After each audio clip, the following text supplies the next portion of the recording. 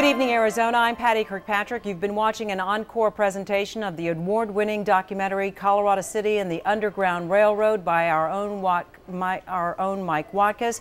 First aired 18 months ago. So many heroic women in that story. Mike, where are they now? Well, they are really the mothers of this revolution, Patty. They have changed the political landscape in Utah, in Arizona, and now we, of course, have this story breaking on the national level. People ask me, where are these women now? Here's some answers.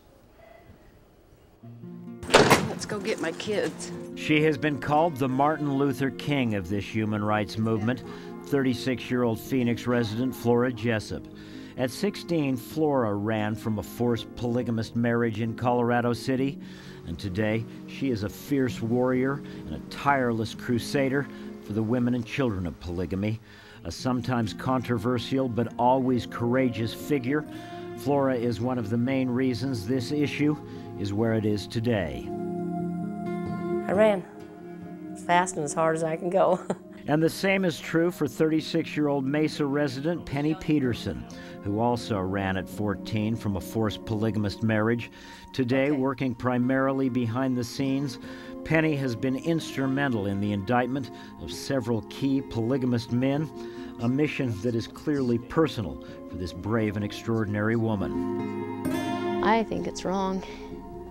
I wish I wouldn't have got married when I was 16. And then there is Penny's younger sister, the now 23-year-old Ruth Stubbs.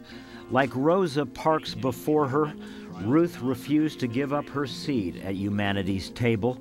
Her courage to run with her children led to the successful prosecution of her polygamous cop husband Rod Holm, and is the very moment when many believe Prophet Warren Jeff's world began to crumble.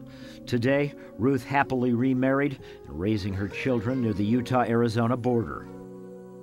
I don't want to become some 50-year-old man's wife or something like that.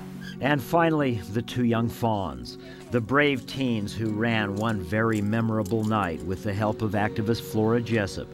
After their escape, the pair ended up in Salt Lake City, where today Fawn Broadbent is continuing her education in Utah, while Fawn Holm charting her own course, having returned to the border area, and now she's reportedly living with other people who have left Warren Jeff's FLDS church. And we do have a couple of other quick updates on these women. The courageous mom, Lenore Holm, her worst fears confirmed. Her teenage daughter, Nicole, was in fact married off to that 39-year-old man. Lenore went to court to fight the eviction from her home, and she won an unprecedented case. She's now living in virtual exile in her own home, in her own hometown. And that last mother in the documentary, Lorene Jessup, after struggling with her kids in Phoenix for about a year, she went back to her polygamist husband, Val Jessup.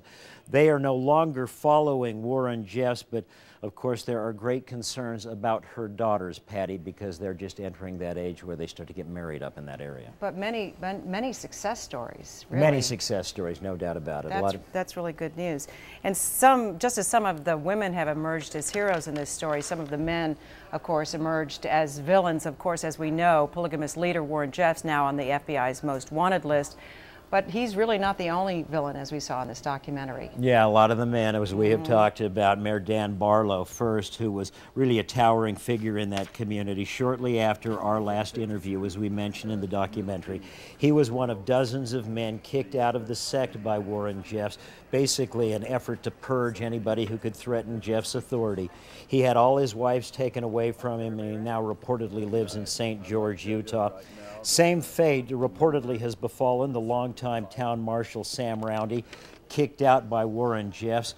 Roundy also got his law enforcement badges taken away in both Utah and Arizona. And one other man we should mention, Patty, Seth Jeffs, Warren Jeffs' younger brother, pleading guilty in federal court to federal charges in Denver last week for getting, after he got busted, transporting $142,000 to his fugitive brother. It really shows the support network that Warren Jeffs still enjoys. Yeah, and of course, nobody knows where he is. The biggest villain of all, the self-proclaimed prophet, Warren Jeffs.